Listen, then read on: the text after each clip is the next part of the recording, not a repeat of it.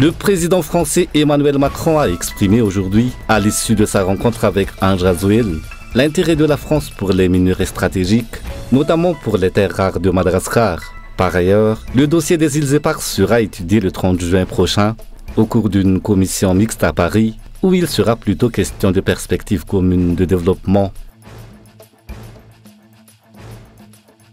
De nombreux fidèles se sont rassemblés aujourd'hui à l'église Saint-François-Xavier d'Antanmène, où une grande messe d'action de grâce a été célébrée en hommage au pape François. La dépouille du pape François, décédé à 88 ans, est exposée depuis ce matin sous les ors de la basilique Saint-Pierre, où les fidèles pourront lui rendre un dernier hommage avant les funérailles de samedi, en présence de nombreux chefs d'État.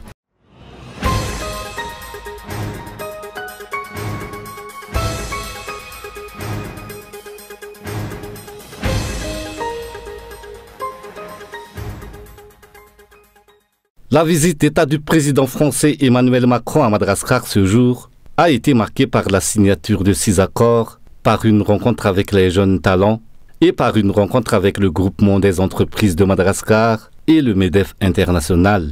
Retour en images sur cette journée. Le couple présidentiel français accompagné d'une délégation de ministres, de parlementaires et d'opérateurs économiques a foulé le sol malgache ce matin à 10h30.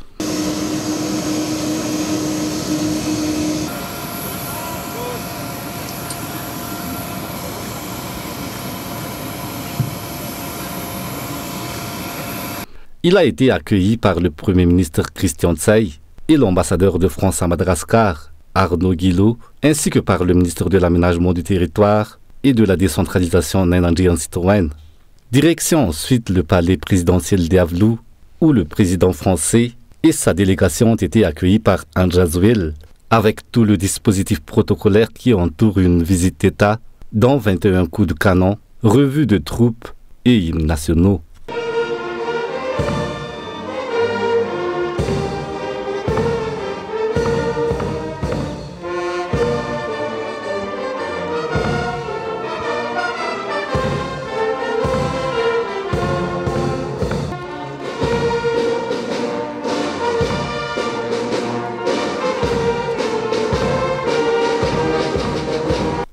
Réunion et renforcement de la coopération bilatérale ont ensuite eu lieu, suivi de la signature de différents accords de partenariat.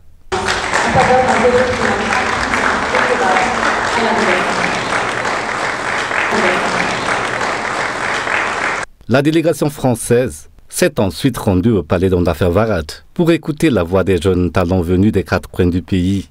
Elle a ensuite assisté à l'inauguration des locaux d'Orange Digital Center à Madagascar, à la gare de Souarane. La visite de la délégation s'est achevée par une rencontre avec le GEM, le groupement des entreprises de Madagascar, et le MEDEF international, le mouvement des entreprises de France. Lors de cette visite d'État à Madagascar, le président français Emmanuel Macron était accompagné de Cyril Melchior, président du département de la Réunion, d'Huguette Bello, présidente de la région Réunion, du président du conseil départemental de Mayotte, Ousseni Ben Issa, et du vice-président du Parlement européen, Younous Omarjee.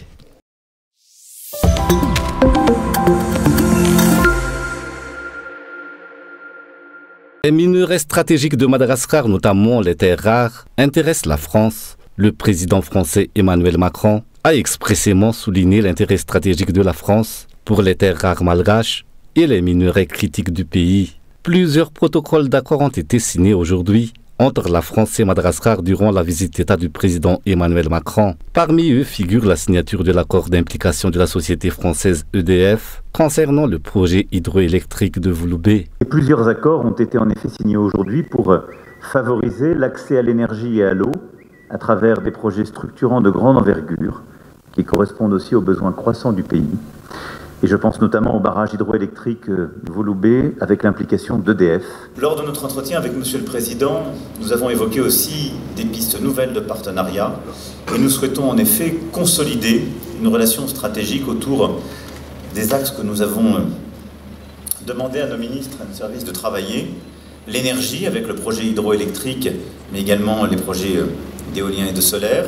Ce sont les projets que nous poursuivons sur les minerais stratégiques, matériaux critiques et le développement de filières et de production sur votre sol.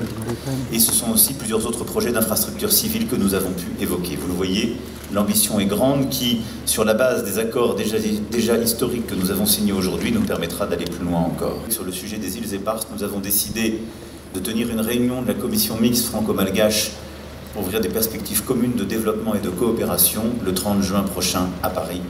Et je veux dire que depuis 2019, nous gérons avec pragmatisme ce sujet. Concernant les îles Éparses, le président a annoncé la tenue de la deuxième réunion mixte le 30 juin prochain à Paris. Le président Andraswil a quant à lui réitéré la demande de restructuration des dettes malgaches envers la France. Pour renforcer notre souveraineté alimentaire, valoriser nos terres et améliorer les conditions de vie de nos paysans, nous devons armer de partenaires de confiance et d'un plan d'action concret. Notre objectif est de produire localement tout ce dont la population malagasy a besoin pour atteindre l'autosuffisance alimentaire et de devenir le grenier agricole de la région et du continent africain. J'ai également partagé avec le président Emmanuel Macron le souhait de restructurer la dette de Madagascar envers la France. Outre le projet de Vouloubé, un autre projet énergétique a été évoqué à Ondete-Zambat d'une capacité de 100 MW. Dans le domaine du transport, un appui technique, matériel et financier français est prévu pour des projets ferroviaires, ligne Tanatamatav et Fianarantsoa-Manakar. Concernant la transformation agricole, il a été question de la mise en place d'une usine d'engrais et du développement de semis de maïs. Dans le secteur de la santé, formation de médecins spécialisés et de chirurgiens, ainsi que le renforcement de la formation dans l'espace francophone. Enfin, une coopération avec plusieurs universités françaises est envisagée ainsi que la création d'une université de référence.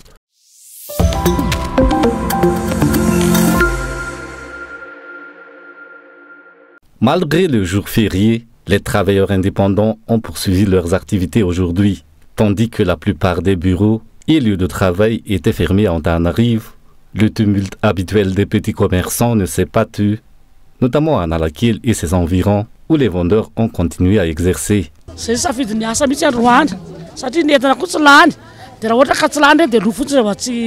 Nous avons choisi de travailler parce qu'il faut écouler notre stock. Sans vente, il n'y a pas de bénéfice.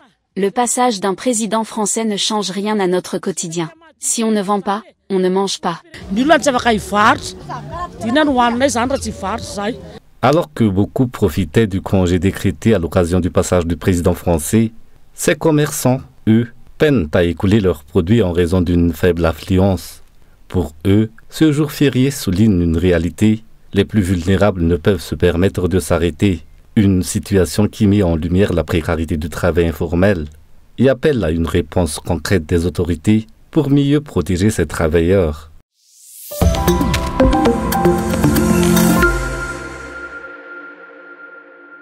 Une mobilisation de groupes venus de différents quartiers, certains accompagnés de responsables, a eu lieu ce mercredi à Sarasotch pour attendre le passage du président français. D'autres s'y sont rendus de leur propre initiative.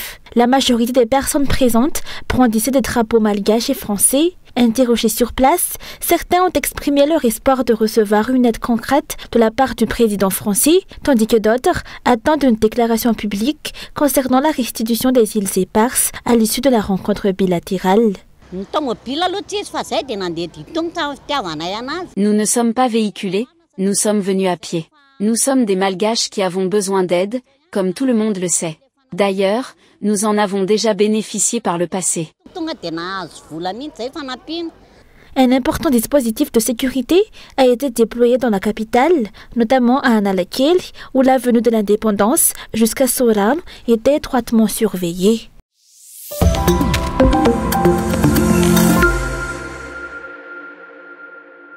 C'est dans une atmosphère empreinte d'émotion que de nombreux fidèles se sont rassemblés aujourd'hui à l'église Saint-François-Xavier d'Antanmin.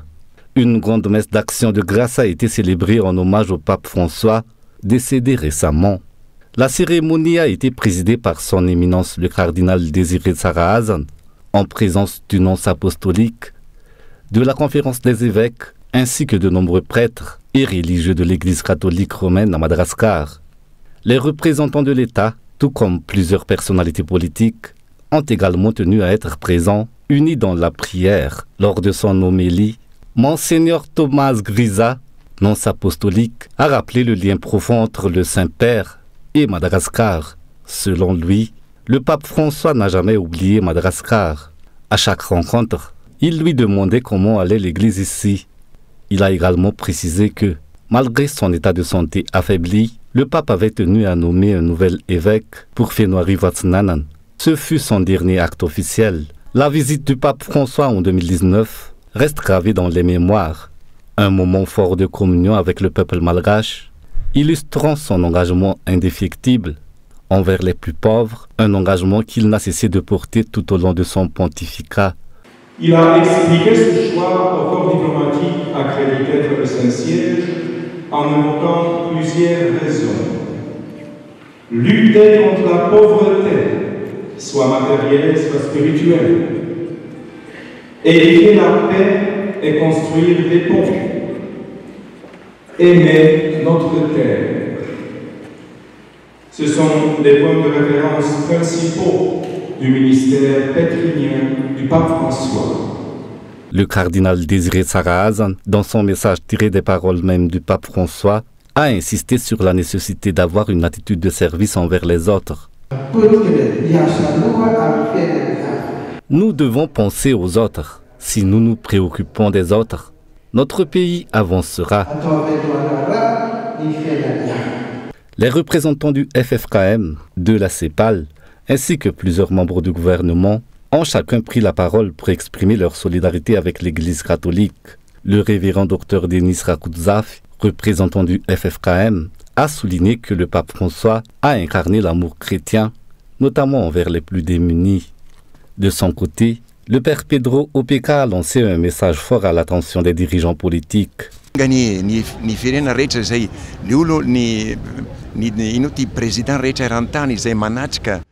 Espérons que tous les chefs d'État présents aux funérailles samedi retiendront ce message.